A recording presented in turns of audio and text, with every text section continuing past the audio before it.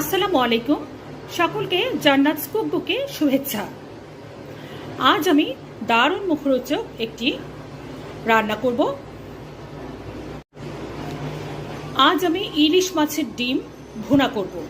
ইলিশ মাছের ডিম ভুনা করার জন্য এখানে 250 গ্রাম ইলিশ মাছের ডিম পরিষ্কার করে ধুয়ে পানি ঝরিয়ে নিয়েছি এবং হাফ চা চামচ করে হলুদ গুঁড়ো, লাল মরিচের গুঁড়ো এবং লবণ মাখিয়ে রেখেছি। 1 কাপ পেঁয়াজ কুচি নিয়েছি। 1 চা চামচ করে লাল মরিচের গুঁড়ো এবং ধনে গুঁড়ো নিয়েছি জিরার গুঁড়ো এবং হলুদ গুঁড়ো, হাফ চা চামচ লবণ নিয়েছি। আদা এবং রসুনের পেস্ট নিয়েছি দুটো মিলে 1 চা চামচ। এছাড়া হাফ কাপ সয়াবিন তেল নিয়েছি আর 3 থেকে 4টি কাঁচামরিচ নিয়েছি। কথা না বাড়িয়ে মূল রান্নায় চলে যাচ্ছি এবং এই ইলিশ মাছের ডিম ভুনা করার পুরো প্রক্রিয়াটি দেখিয়ে দিচ্ছি। একটি কড়াইতে প্রথমে হাফ কাপ সয়াবিন তেল দিয়ে দিয়েছি। তেলটা গরম হয়ে এসেছে। এখন মশলা মাখিয়ে রাখা ইলিশ মাছের ডিমগুলোকে এক এক করে ভেজে নিচ্ছি।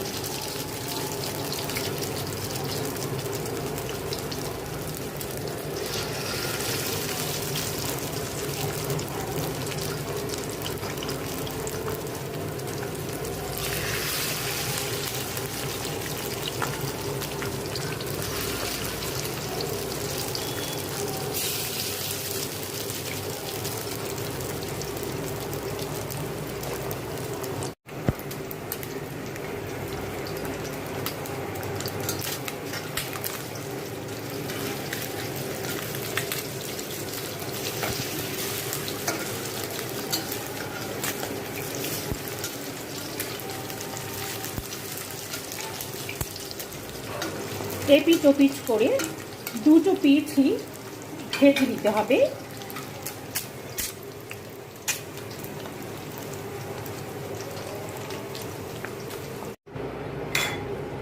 ইলিশ মাছের ডিমটা ভাজা হয়ে গেলে সেই একই তেলে 1 কাপ পেঁয়াজ কুচি দিয়ে দিলাম।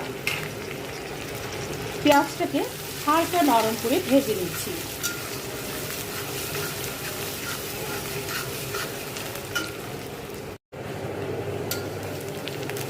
পেঁয়াজটা নরম হয়ে এসেছে।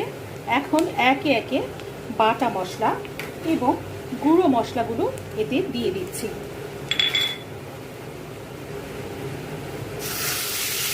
একটু পানি দিয়ে দিলাম।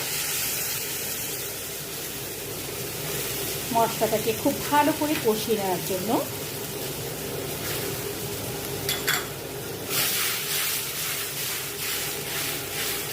সবগুলো মশলা খুব ভালো করে কষিয়ে নিচ্ছি।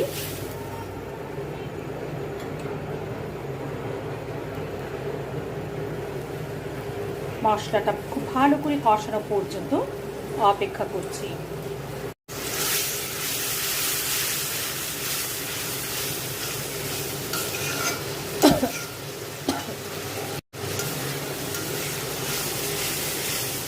মশলাটা খুব ভালো করে কষিয়ে নিয়েছি।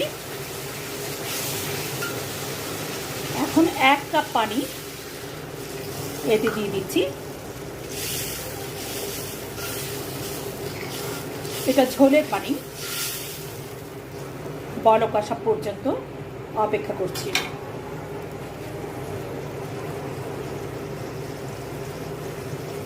চার থেকে 5টি কাঁচামরিচ দিয়ে দিলাম এতে।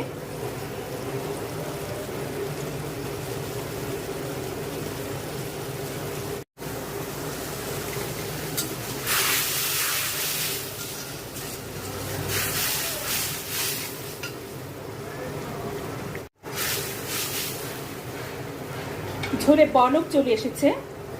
এখন ভেজে রাখা ইলিশ মাছগুলো এক এক করে এতে দিয়ে দিচ্ছি।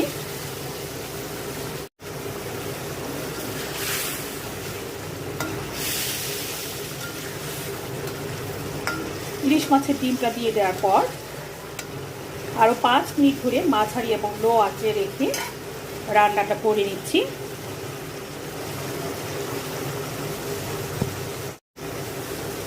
প্রিয় দর্শক, যাদের বাচ্চারা মাছ খেতে অপছন্দ করে কিংবা মাছে যাদের অনীহা আছে, এটা এভাবে করে দিলে অনেক বেশি পছন্দ করে তারা খাবে। এটা আমি বাচ্চাদের জন্য ট্রাই করে দিই, আপনি চাইলে। এবং এই রেসিপিটা ভালো লাগলে এভাবে করে বাচ্চাদের জন্য করতে পারেন। যেহেতু এখানে কাটা বাছার ঝামেলা নেই, বাচ্চারা এটা খুবই পছন্দ করবে। তাছাড়া এর অনন্য স্বাদ, সেটাও একটা পছন্দের কারণ।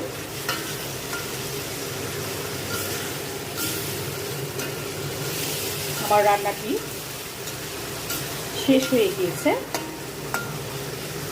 এখন চুলাটি বন্ধ করে দিব এবং পরিবেশন পাত্রে নামিয়ে নিচ্ছি। প্রিয় দর্শক, নামিয়ে নিয়েছি অসম্ভব মজাদার ইলিশ মাছের ডিম ভুনা। আমার আজকের রেসিপিটি ভালো লেগে থাকলে ভিডিওটিতে একটি লাইক দিবেন। চ্যানেলে নতুন হয়ে থাকলে চ্যানেলটি সাবস্ক্রাইব করে পাশেই থাকবেন। এতক্ষণ পর্যন্ত আমার ভিডিওটি দেখার জন্য সকলকে অসংখ্য ধন্যবাদ। আবারও হাজির হয়ে যাব যে কোনো একটি নতুন রান্নার ভিডিও নিয়ে। সে পর্যন্ত সকলেই অনেক ভালো থাকবেন। সকলকে আল্লাহ হাফেজ।